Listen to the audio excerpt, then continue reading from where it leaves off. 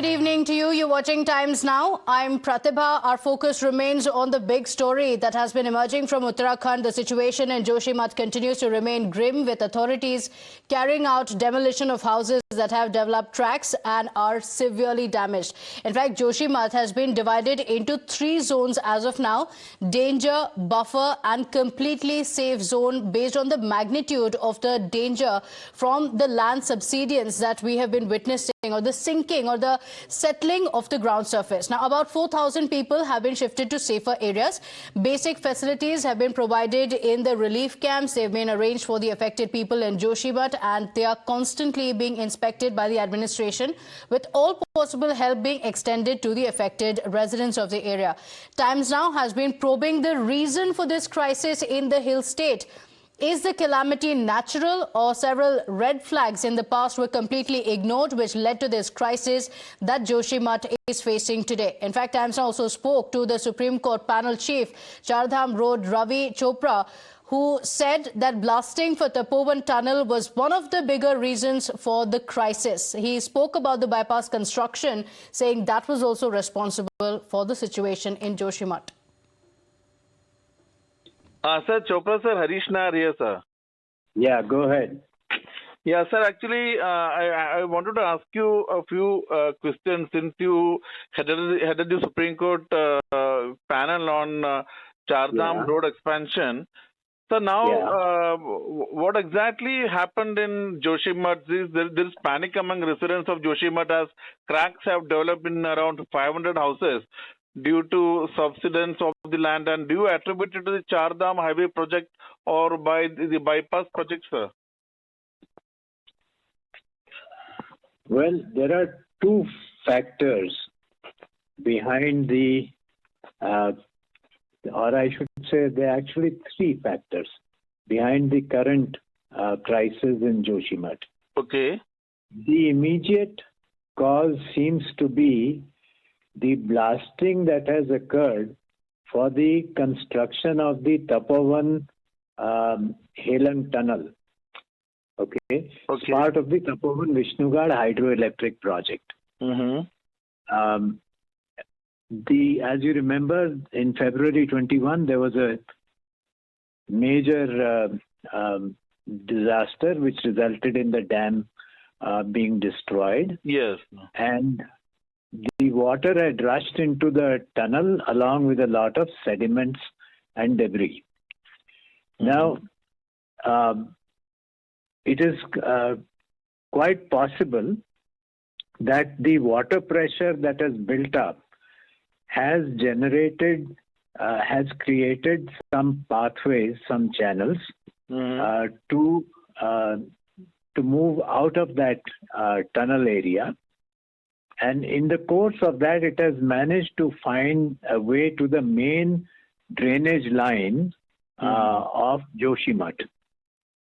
And therefore, it has gushed out through that drainage line towards the bottom of the slope. Okay. Okay. So that seems to be an immediate cause. Now, at the same time, there are reports that even recently there is some blasting going on inside the tunnel. Now, I have not been able to verify this, but this is what I'm told by my friends in Joshimath. Now, as far as the second cause is the construction of the Helang Marwadi bypass towards the bottom of the slope. This is part of the Chardham Pariyojana. Okay. In the high-powered committee, we had recommended that the bypass not be made to the 10-meter width which the ministry had proposed. BRO and the ministry had proposed. Okay. We felt that if it's a two-way traffic, then most people will avoid the town of Joshimath. And recognizing that Joshimath does need to reduce some of the congestion and so on, we had proposed that the northbound traffic to Badrinath goes through the town so that the economy of the town is sustained, and the southbound traffic returning from Badrinath can take the bypass. Okay. Now, this would mean that the width of the road can be reduced. Also, when there is a defense requirement, the width would be adequate since there is no other traffic is allowed at that time. Okay.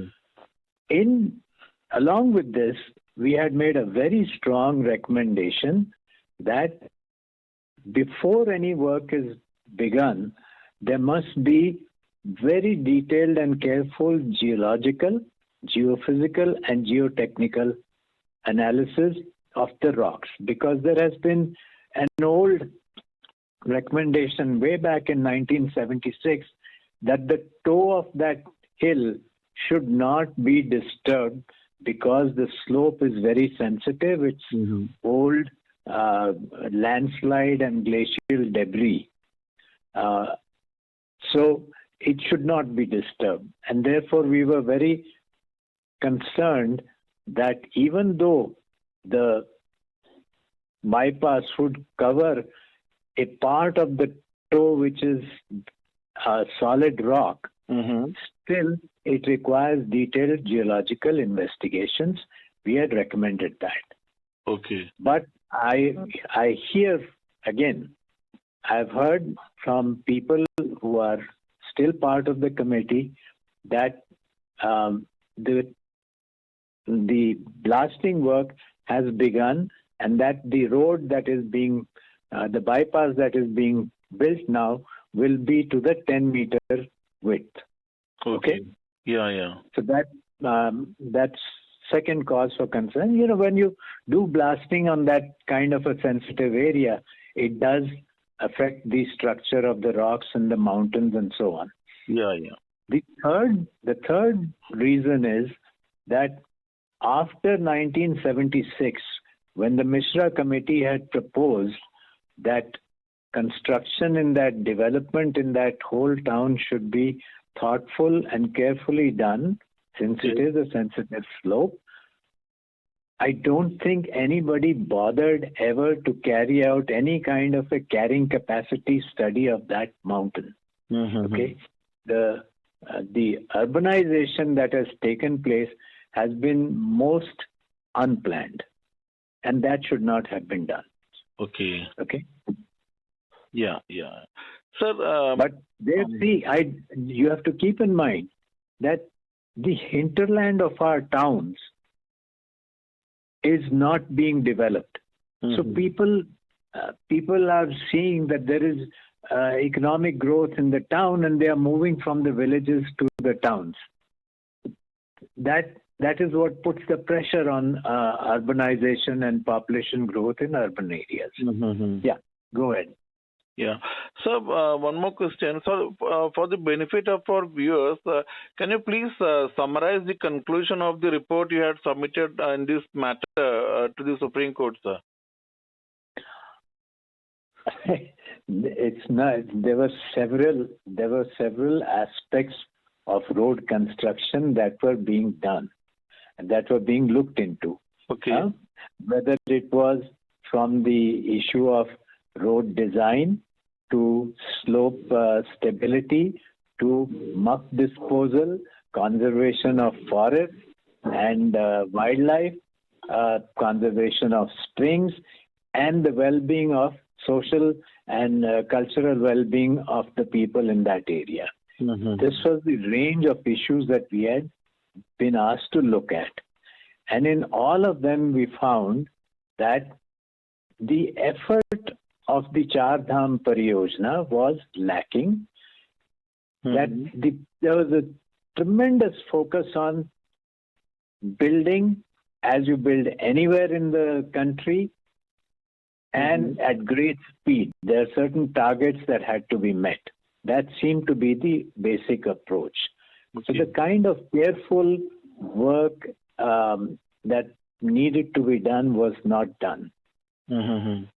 Recommendations that were made by the committee from time to time. After each field visit, we would hold a meeting with the MORTH officials. But we found that there was an unwillingness to accept the recommendations. Okay. So in fact, you resigned as the head of the Supreme Court High Power Committee. In fact, 2 months after that, Supreme Court allowed widening of the roads. Harish, I said, let's stick to Joshimath here. Why are you breaking up all these old issues? You should have asked me these questions at that time. Okay, Yeah. sir. Thank you so much. Yeah, Thank you so much. Sure.